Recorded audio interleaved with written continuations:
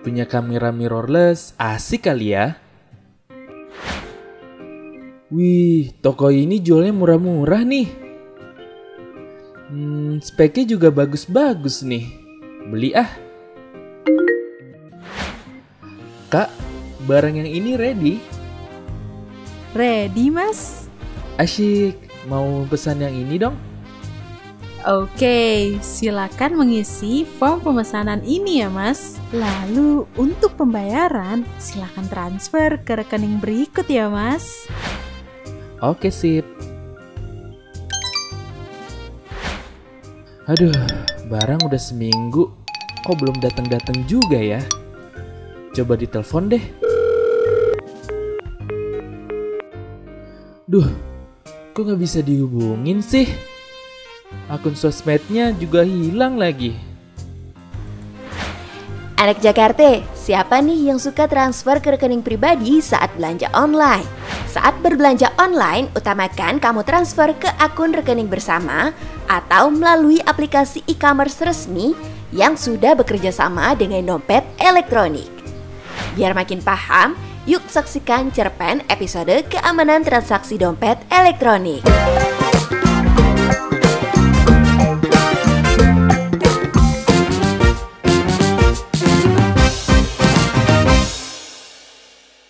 Assalamualaikum warahmatullahi wabarakatuh. Anak Jakarta, balik lagi di Cerpen Cerita Perlindungan Konsumen episode ke-6.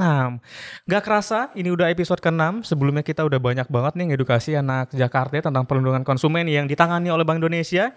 Dan juga jenis-jenis penipuan yang ada di masyarakat saya nih banyak terjadi. Hari ini kita juga mau ngebahas case yang spesial juga, yaitu bertransaksi aman dengan dompet elektronik.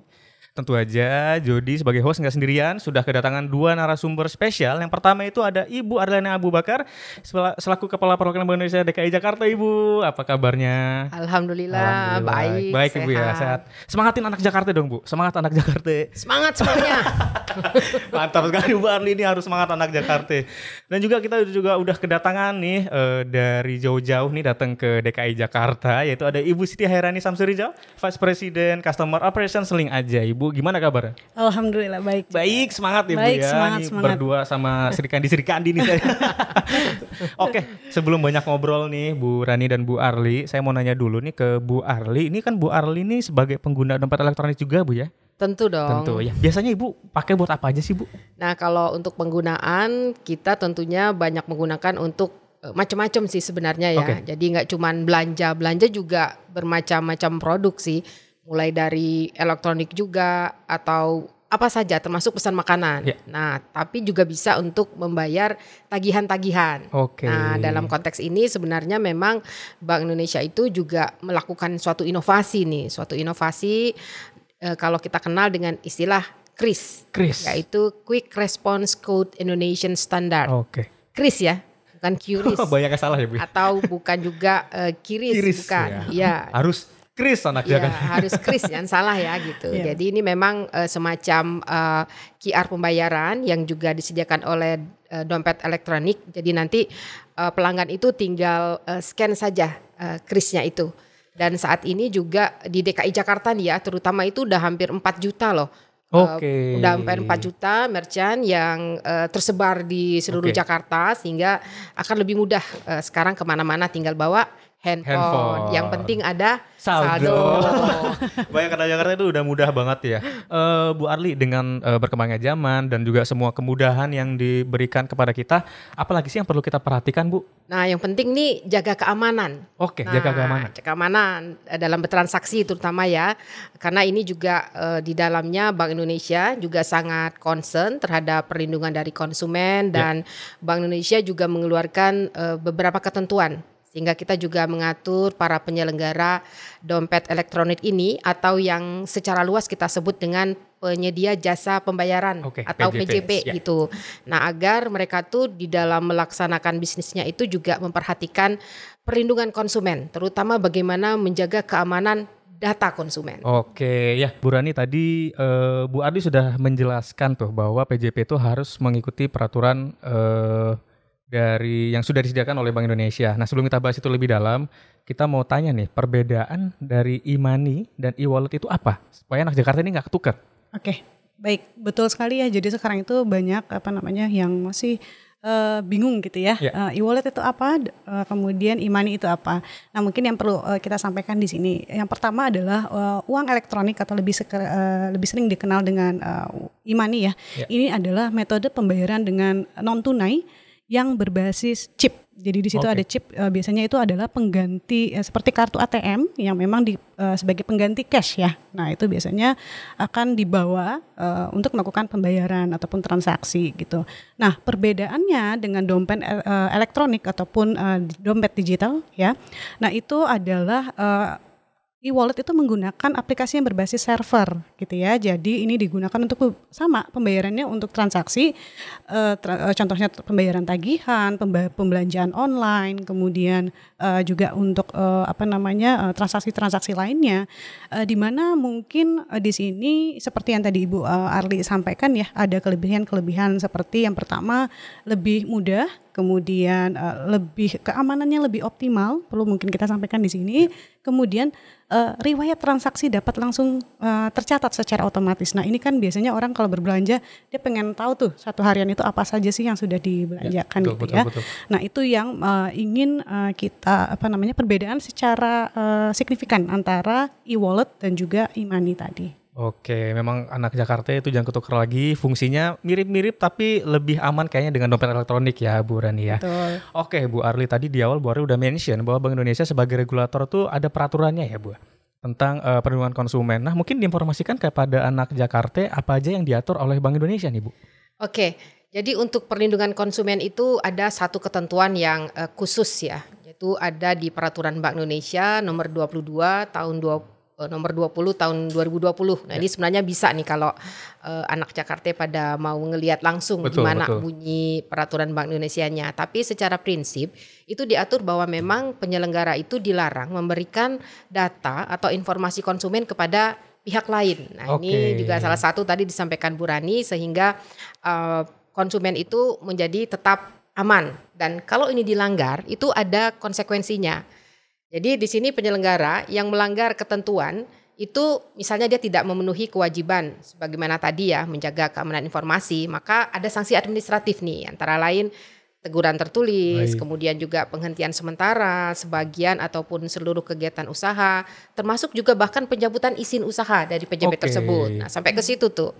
Dan secara tegas juga ya terkait perlindungan konsumen, karena ini sangat penting banget, itu penyelenggara juga wajib nih menangani dan menyelesaikan pengaduan yang disampaikan oleh konsumen. Jadi kalau konsumen itu menyampaikan suatu pengaduan, maka itu harus diterima dan diselesaikan. Seenggak-enggaknya itu diberikan kejelasan kepada konsumen itu dan apa tindak lanjut yang akan dilakukan oleh PJB. Setuju Bu Arli. Memang banyak konsumen yang sebenarnya mengadukan itu ingin mendapatkan tanggapan ya Bu Rani dan Bu Arli, supaya mereka nggak tergantung nih gimana masalah. Oke. Nah Bu Rani, gimana respon Link aja terkait dengan regulator yang sudah ditetapkan oleh Bank Indonesia? Iya, mungkin Link aja di sini sebagai pelaku industri fintech ya. Kita tentunya patuh terhadap regulasi yang ada saat ini, dan ini merupakan perhatian yang khusus gitu dari tim customer operation kami di Link aja. Yang perlu kita pastikan adalah karyawan, karena di sini customer operation itu jumlahnya cukup banyak gitu ya. Kita harus pastikan adalah NDA yang sudah disepakati di situ, di mana sudah ada ketentuan-ketentuan termasuk itu penjagaan ataupun perlindungan data konsumen, sehingga karyawan tidak bisa dalam hal ini melakukan penyalahgunaan data ya, termasuk itu misalnya moto gitu ya, ataupun mengambil data konsumen tersebut. Kemudian menerapkan SOP, user management gitu. Nah, SOP ini sebenarnya adalah pengaturannya untuk memastikan bahwa karyawan-karyawan tersebut sudah ada tiering masing-masing gitu ya. Jadi mereka itu tier 1 itu kegunaannya seperti apa, tier 2 seperti apa. Dan SOP penanganan user management ini harus dikoordinasi dan direview secara berkala gitu. Jadi nanti akan kita audit lah istilahnya gitu ya, audit internal. secara internal gitu ya. Itu kita akan lihat mereka sudah penggunaannya seperti apa, ada terjadi kelalaian atau tidak gitu. Nah itu harus dilakukan secara berkala. Kemudian terus melakukan edukasi terhadap konsumen ya, dalam hal untuk penjagaan OTP ataupun keamanan akun masing-masing gitu. Karena yang banyak terjadi belakangan ini adalah penyalahgunaan OTP ataupun PIN ya di akun masing-masing. Dan sebagai customer operation yang perlu kita pastikan lagi adalah menyediakan kanal layanan link aja 24 jam setiap harinya ya. Ini untuk memastikan bahwa apabila terjadi indikasi fraud gitu ya, itu dapat segera dilaporkan gitu. Jadi itu merupakan ketentuan-ketentuan yang sudah ada saat ini di link aja. Begitu Mas Jadi. Jadi memang mengikuti ketentuan yang sudah ditetapkan oleh Bank Indonesia ya.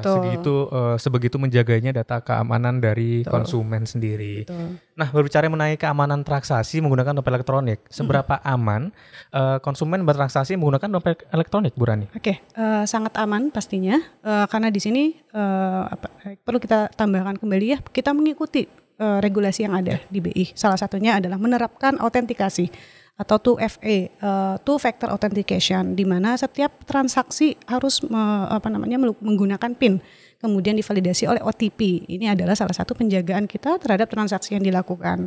Kemudian setelah transaksi dilakukan, kita juga akan mengirimkan notifikasi gitu. Jadi setiap mereka bertransaksi, notifikasi akan keluar. Jadi mereka akan aware ya bahwa sudah terjadi transaksi. Nah, ini yang selalu dijadikan sebagai signal ya. Jadi apabila konsumen merasa bahwa tidak melakukan transaksi, segera laporkan gitu.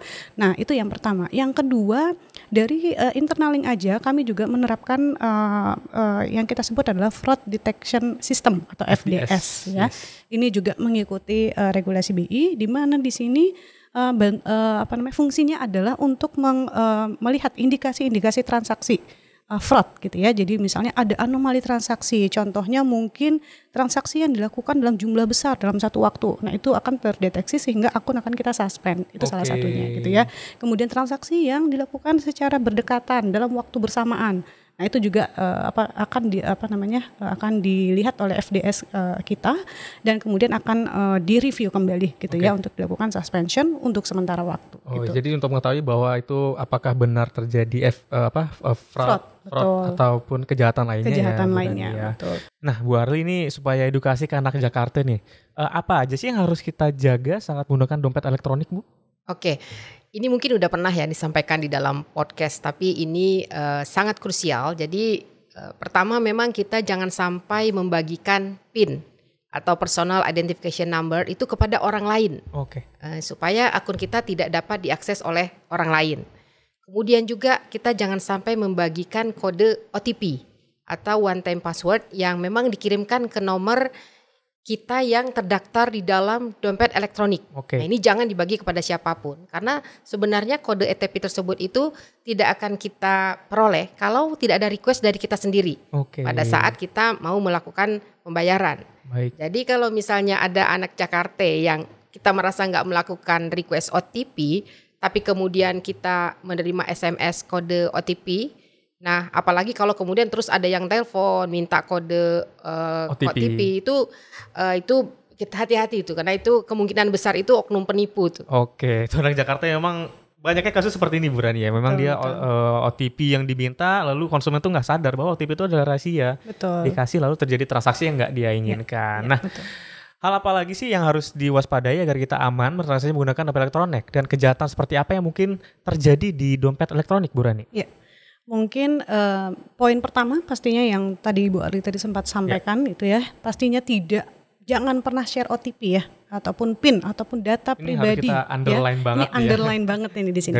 OTP, PIN dan data pribadi tidak di-share kepada siapapun, termasuk itu mungkin kadang-kadang kita terima telepon dari CS ya, kita menginformasikan dari CS gitu kepada siapapun. Itu yang pertama. Yang kedua, melakukan penggantian PIN secara berkala gitu ya. Jadi ini mungkin ada periodenya. 6 bulan gitu. Jadi kalau misalnya sudah sering melakukan penggantian sudah menggunakan PIN, harap melakukan penggantian secara berkala.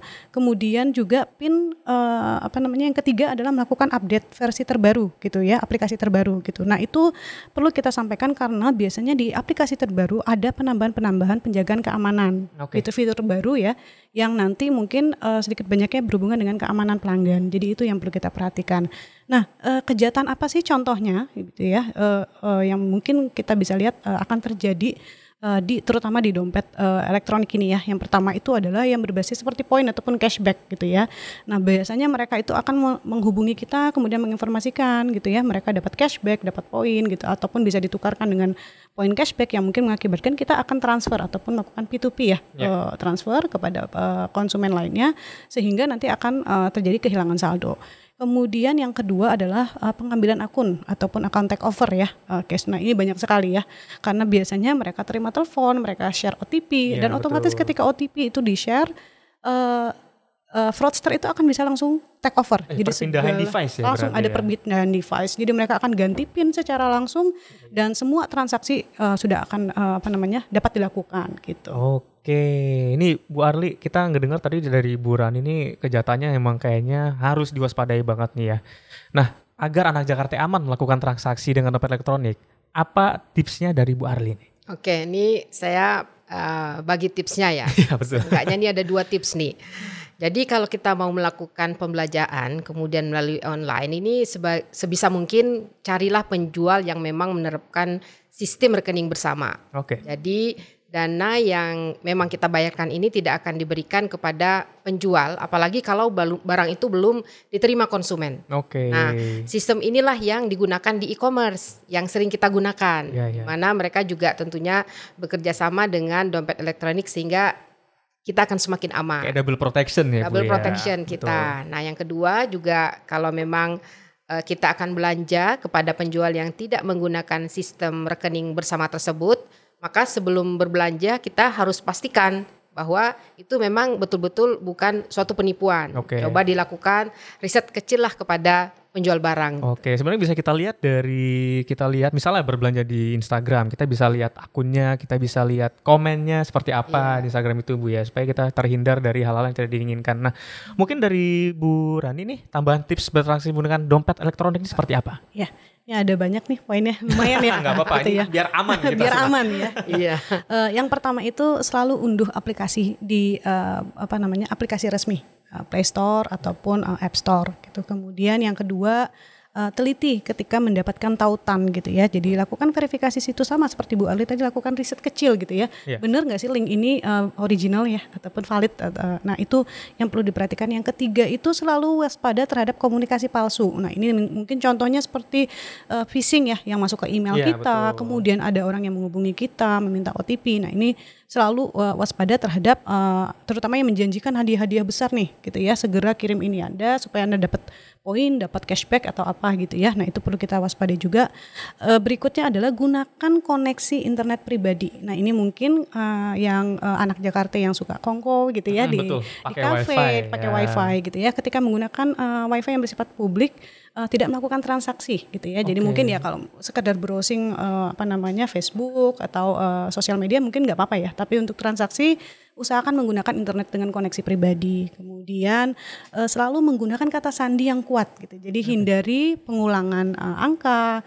Kalau bisa ada numerik juga ya, kombinasi numerik di dalamnya gitu ya, sehingga menyulitkan fraudster lah dalam istilah ini ya, untuk mengingat PIN apa sih yang sudah kita bikin gitu. Kemudian dan pastinya yang terakhir, ketika terjadi indikasi fraud kepada mungkin anak Jakarta ataupun siapapun, segera hubungi customer service. Siapapun itu segera hubungi customer service. Segera hubungi ya, jangan ditunda-tunda anak Jakarta. Jangan ditunda-tunda. Karena makin ribet kalau ditunda-tunda ya, makin betul. Susah. Bu Rani, apabila ada konsumen link aja nih yang mengadukan, misal dia mengalami permasalahan, dia bisa mengadukan kemana? Di link aja kita ada beberapa channel tentunya, dan ini 24 jam, 7 hari seminggu. Yang pertama itu call center kita ya di 1500911. Kemudian pelanggan juga bisa menghubungi kita ke email, yaitu di info@linkaja.id, Ada live chat juga di www.linkaja.id, kemudian Twitter @linkaja, Facebook Linkaja Indonesia, dan Instagram @linkaja gitu. Jadi segera apabila ada indikasi fraud di akun Anda, segera laporkan ke CS. Laporkan segera Anak Jakarta daripada nanti makin susah ya. Saldonya keburu hilang. Saldonya hilang semua. Oke, Bu Arli, tadi Bu Rani sudah menjelaskan bahwa ada beberapa channel pembayaran, channel untuk mengadukan nih. Nah, kalau dari Bank Indonesia gimana Bu Arli? Tentu bisa dong Mas Jody. Jadi karena memang penyelenggara dompet elektronik ini termasuk di dalam pengawasan Bank Indonesia, sehingga kalau anak Jakarta ingin mengadukan permasalahannya, ini bisa menghubungi Bank Indonesia melalui alamat yang ada di slide ini.